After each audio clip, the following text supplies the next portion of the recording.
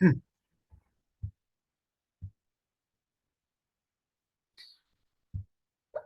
alaikum wa rahmatullahi wa barakatuh, and welcome back to our Tafseer class. We are doing the kitab known as Al-Jami'u li-Ahkam al-Quran of Imam Al-Qurtubi rahimahullah. We are doing the 22nd volume in Surah Al-Inshiqaq, and we are currently beginning tonight, inshallah ta'ala, from ayah number 10.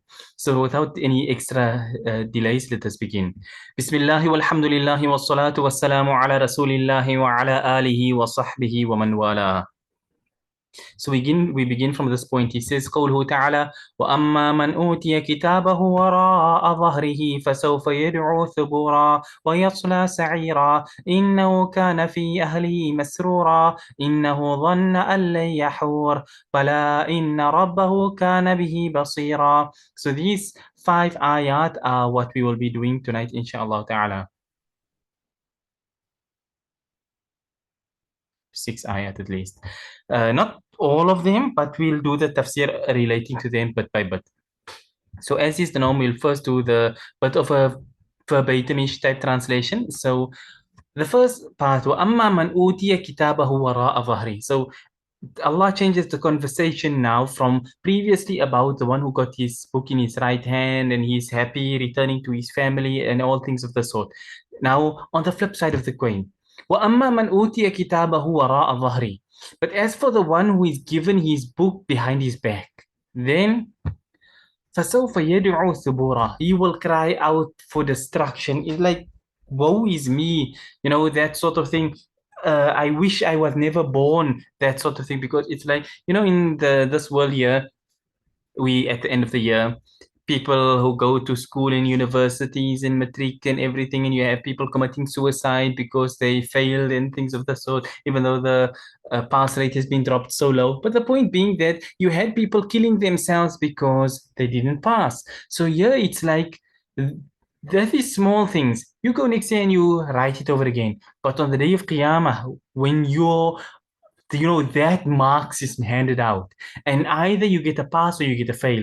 When you get that fail, then you cry out for destruction. It's like, I wish I was never born, genuinely, because that way I wouldn't end up in the situation. Why? Because you may have been a kafir in this world, rejecting everything, but when you die, you see the malaika, you see the punishment in the qabr, you see the reality of life. You get woken up after Hazrat Israfil alayhi salam blows the sur. Everybody, all of creation comes back to life. The reckoning begins, and now you see everything you were told in this world is indeed true, and people are getting passes, and those who get fails, they go to the eternal fire of Jahannam. So then you cry out for destruction. وَيَصْلَى سَعِيرًا. And as a result of you getting your book behind your back, you will be made to enter and burn in the Sa'ir is another name for Jahannam. It means the blazing fire. You will burn in the blazing fire of Jahannam. إِنَّهُ كَانَ فِي أَهْلِهِ مَسْرُورًا. Then Allah says, verily this person who you were a kafir, you failed here now on the day of Qiyamah. كان في أهله مسرورا. When you were on earth amongst your people here, you used to be all happy and things like this here, living your best life. إنه ظن أن لن يحور.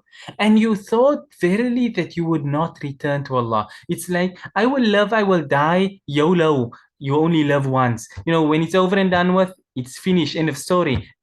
Ain't going nowhere from there. I lived my life, I've done my bit, I'm over and done with. That's it. That's where life ends. But it doesn't work that way. So, إِنَّهُ ظَنَّ أَن لَن يَحُورَ. But Allah says, بَلَى إِنَّ رَبَّهُ كَانَ بِهِ بَصِيرًا. But verily, his Lord, meaning Allah, was always seeing everything that he was doing. So you thought, hey, you know what? There is no one overseeing. There's nobody seeing anything going on here. There is no God. There is no nothing here. You just live your life. You be a good person in your own terms and stuff like this here. Or do what you want to, eat how you want to, commit zina as you want to. It's yours. It's your life. You love it. But then this is the end result at the end of the day. So moving on now to the Tafseer. This is قوله تعالى وأما من أوتي كتابه وراء ظهره نزلت في الأسود بن عبد الأسد أخي أبي سلمة. قاله ابن عباس. ثم هي عامة في كل مؤمن وكافر. قال ابن عباس: يمد يده اليمنى ليأخذ كتابه فيجذبه ملك فيخلع يمينه فيأخذ كتابه بشماله من وراء ظهره. وقال قتادة ومقاتل: تفك ألواح صدره وعظامه ثم تدخل يده تخرج من ظهره فيأخذ كتابه كذلك. Okay, so number one, he says that this ayah was revealed regarding Al-Aswad ibn Abd al-Asad.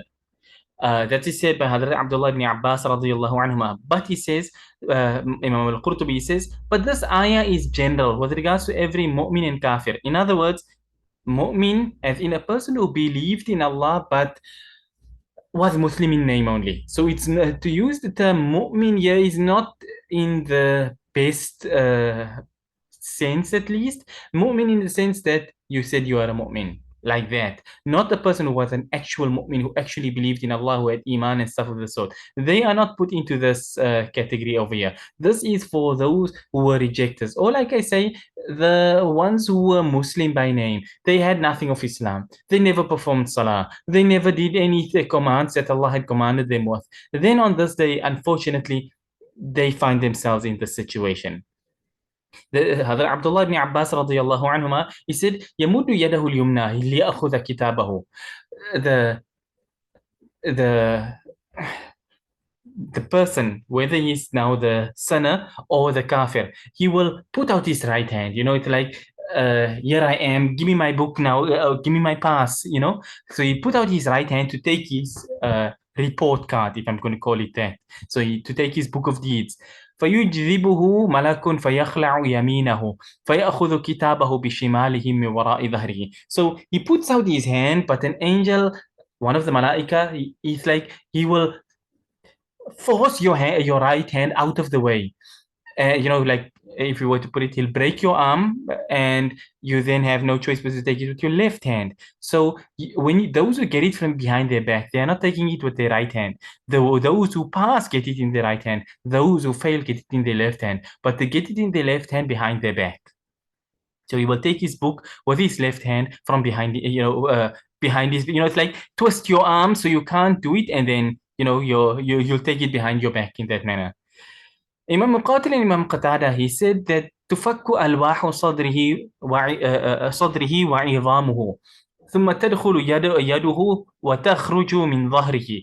That okay, yeah, they say that their viewpoint is that his hand will come out through his back. That literally not as you would think, put your hand behind your back, I'm putting handcuffs on you, not that kind where you're putting your hand behind your back, but they say that your hand will like go into your body, and it will then come out of your back itself. You're gonna metamorphose. There's a metamorphosis taking place, or a shape shifting at least, and your arm is your body is changing shape as your arm slips into your body and comes out through your back, and you'll take your book in that manner. Whichever manner it will be, Allah knows best. These are the various tafsir mentioned with regards to it. It doesn't mean it is literally this way, that you are literally gonna shape shift. It can be, can't be. I mean, that's up to Allah, however Allah wishes it to be. If Allah wishes a new arm to crawl out of your back too, then that too will happen. It is the domain of Allah, and Allah does whatsoever He wishes. But in any case, at the end of the day, you will get your book in your left hand behind your back. Okay, moving on, he says, فسوف يدعو ثبورا أي بالهلاك فيقول يا ويلاه يا ثبوراه ويصلى سعيرا أي ويدخل النار حتى يصلى بحرها. Okay, فسوف يدعو ثبورا. I explained this previously. He will cry out for destruction. أي بالهلاك. Halak means destruction. So he will say يا ويلاه, oh woe is me, so to speak. يا ثبورا, oh destruction. It's like, oh, why can't I be destroyed? Because here's the thing. People would wish they could be destroyed on that day. Why? Because once you reach that point, there is no more death.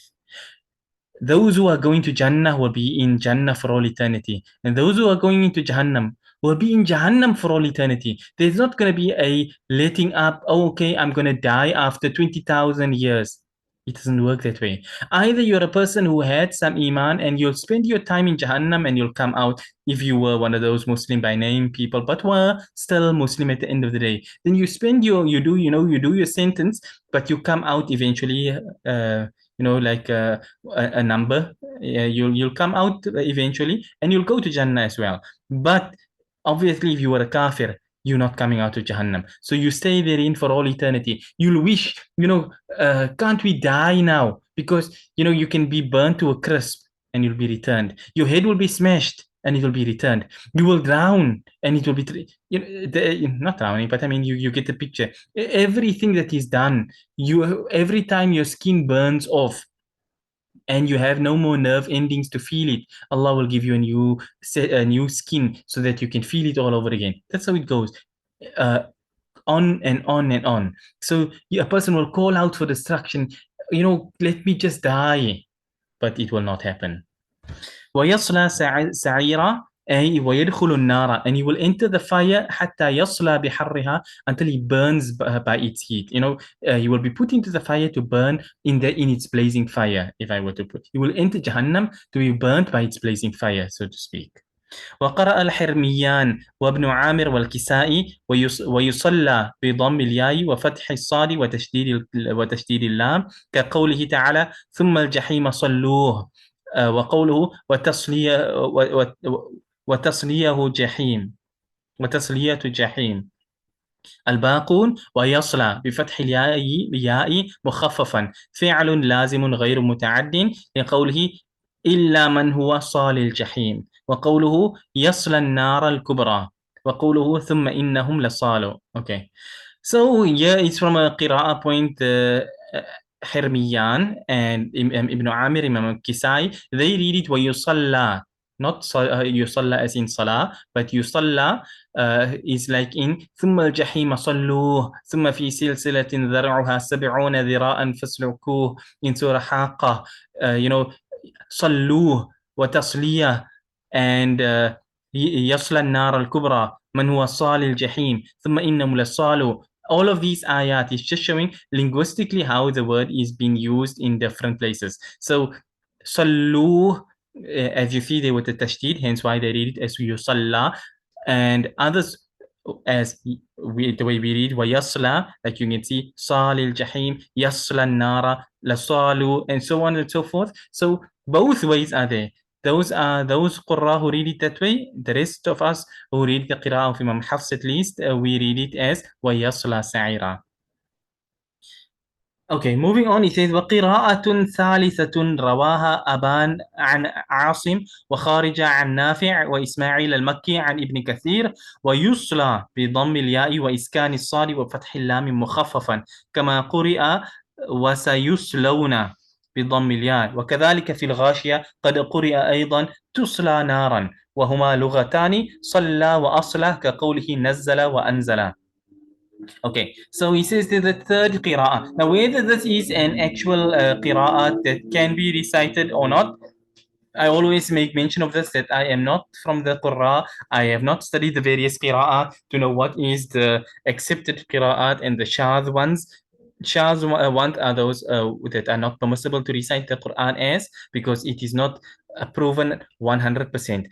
A qira'ah has to be established as being mutawatir in order for you to recite it as being Qur'an. Otherwise, you cannot do so. So, nonetheless, the point being that there is a third qira'ah he mentions here, that's mentioned by Imam Aban, from Imam Asim, Imam Kharija, reported from Imam Nafi', Imam Ismail al-Makki, reported from Imam Ibn Kathir. So Imam Hafs and Asim, you hear that Imam Asim and you got Imam Nafi' and Imam Ibn Kathir. This is not the Imam Ibn Kathir, the Mufassir. This is Imam Ibn Kathir of Qira'ah, one of the Qurra. So they read it as wayusla, not wayasla, but wayusla. So that's another qira'ah, and they read it wasayuslawna in Surah An-Nisa, again their qira'ah. And likewise, they say in Surah Al-Ghashiyah, they read it as tusla naran hamia, tusqa min aynin aniya at that point, tusla. So not tasla. But in any case, he says it's a lughatan. It's two synonyms, as we would say it, not synonyms, but two ways of saying the same thing. So, salla wa asla means the same thing. Nazzala, anzala means the same thing. Okay, moving on. It says the next ayah is إنه كان في أهله أي في الدنيا مسرورا. قال ابن زيد وصف الله أهل الجنة بالمخافة والحزن والبكاء والشفقة في الدنيا فأعقبهم به النعيم والسرور في الآخرة. وقرأ قول الله تعالى إنا كنا قبل في أهلنا مشفقين فمن الله علينا ووقانا عذاب السموم. قال ووصف أهل النار بالسرور في الدنيا والضحك فيها والتفكه فقال إنه كان في أهله مسرورا. So Imam Ibn Zaidi says that, okay, starting he says, إِنَّهُ كَانَ فِي أَهْلِهِ. He was with his family, meaning in this world, masrura, happy. So Imam Ibn Zaidi says that Allah had described the people of Jannah as having fear, sadness, crying, soft hearts, difficulty, and things like this. This is their situation in this world. So Allah replaced it with, all the favors and the happiness and things in the year after. And Imam Ibn Zayd, he read it as proof of this tafsir of his. He read the ayah, إِنَّا كُنَّا قَبْلُ فِي أَهْلِنَا مُشْفِقِينَ فَمَنَّ اللَّهُ عَلَيْنَا وَوَقَانَا عَذَابَ السَّمُومِ. So, this, we were amongst our family, like we were in not a dejected state per se, but we were in a weak position in this world. We had difficulties, we had problems, we were in sadness, not sadness as in I'm a miserable person, no, but sadness as in I cry over my sins and things of the sort. So this is how we were in this world. And so فَمَنَّ اللَّهُ عَلَيْنَا, then Allah favored us. وَوَقَانَ عَذَابَ السَّمُومِ, and Allah saved us from the punishment of as-samum. Yeah, in other words, he's saying, and Allah saved us from Jahannam. So we were in a difficult position in this world, and on account of the fact that we worshipped and obeyed Allah, so we had a difficult worldly life, but instead Allah favored us and gave us the best of Jannah, saving us from Jahannam. That's basically the nutshell, the gist of the statement. He says, and going further, Imam Ibn Zayd, he says that, and Allah described the people of Jahannam as having happiness in this world and laughing, all the ease and the comforts and the luxuries and the nonchalance about everything in life. It's like live your life the way you want to. You only have one life, love it, those kind of slogan type things. So they loved it, they were happy and things. And just to clarify, there is no harm if you are happy. The point being that as a Muslim, this is not your final abode. You will live here, you will die here, your abode is Jannah, or at least you're heading towards the year after. Either you will go to Jannah or you'll go to Jahannam. Your actions will determine where you are heading towards. So we live as a Muslim, and may Allah make us from those who live our lives focusing on the year after, so that we curb ourselves and we remain within the lines that the Sharia has given to us. Whereas the kafir, he does what he wants to, how he wants to, when he wants to. Don't tell me what to do. I can do what I want to. So you have the ease in this world, and when you die, that's when all the difficulties come down upon you. Okay, moving on, he says, إنه ظن أن لن يحور أي لن يرجع حيا مبعوثا فيحاسب ثم يثاب أو يعاقب يقال حار يحور إذا رجع. So he says, إنه ظن أن لن يحور, he thought that he would not return. So يحور, what is the meaning of يحور? He says, لن يرجع حيا, he thought that he will not return to life, مبعوثا, resurrected, فيحاسب, so that he will be taken to account, ثم يثاب, thereafter, after being taken to account, he will either be rewarded, أو يعاقب, or punished. So he thought, I die, I go to dust, it's over and done with. Or you believe you die and you get reincarnated, and you die and you reincarnated. Next time you are a mole, then next time you're a dog, and next time maybe if you were a good dog, you'll come back as a buffalo. Whichever beliefs you had. So you thought, there's not going to be accounting for your deeds. Your accounting is by you turning either in your next life as being a donkey or being a dung beetle. So You thought these sort of things. So you didn't think, I'm going to come in front of Allah, I'm going to be questioned, I'm going to have to give a reckoning for all my deeds, I will be rewarded for the good, or I will be punished for the bad. You didn't think such things. So you thought those things. So يقال حار يحور. So yeah, basically it says linguistically, حار يحور means not حار يحور. حار يحور حورا فهو حاور. If you're taking it in, in the sarf, he's talking about from the way the words change. But in any case, it says it means to return. قال لبيد: وما المرء إلا كالشهاب وضوئه يحور رمادا بعد إذ هو ساتع بعد إذ هو ساطع. أوكي. وقال عكرمة وداود بن أبي هند: يحور كلمة بالحبشية ومعناها يرجع، ويجوز أن تتفق الكلمتان فإنهما كلمة اشتقاق، ومنه الخبز الحوار لأنه يرجع إلى البياض. Okay, so Imam Ikrima, Imam Dawud ibn Abi Hind, they say that the hara yahuru in wanna alla yahur, this word yahur, it is a word in the African language. Habashiya means in the African language. Specifically, if you're wanting to know which African language, when Habashiya and Habasha is spoken about, it is Ethiopia in present, Abyssinia back in the old world, Ethiopia in today's world. But nonetheless, the meaning is to return. So Imam Al-Qurtubi says, وَيَجُوزُ أَن تُتَّفَقَ. He says it's permissible, there's no problem that both mean words. So it can be Yahur in the Abyssinian language and Yahur in Arabic. And it's an Arabic word, it's a Abyssinian word because the Abyssinian words that had taken it from Arabic. If we look in the world today, or at least let's look in South Africa today, you speak amongst Malays or amongst people in South Africa, the person speak about, it's a small house, it's a pondok.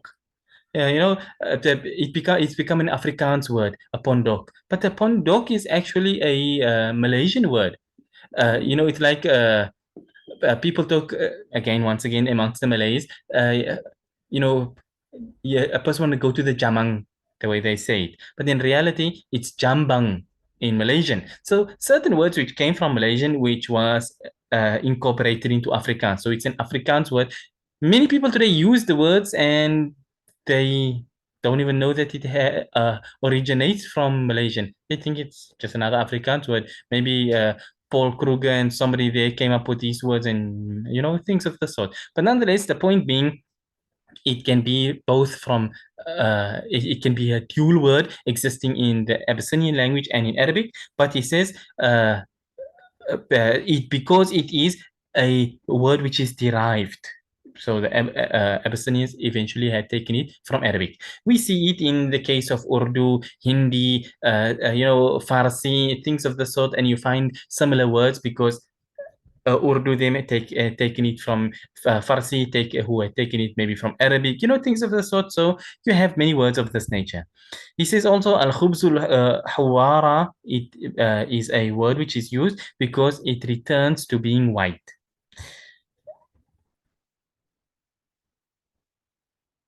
Okay, I think we'll stop on this point because we still got quite a bit left. So we end for tonight, inshallah ta'ala. At this point, and next week we will continue onwards from here. وقال ابن عباس رضي الله عنهما. But until then, we end for tonight and we say وصلى الله وسلم وبارك على نبينا محمد سبحان الله وبحمده سبحانك اللهم وبحمدك نشهد أن لا إله إلا أنت نستغفرك ونتوب إليك والسلام عليكم ورحمة الله وبركاته.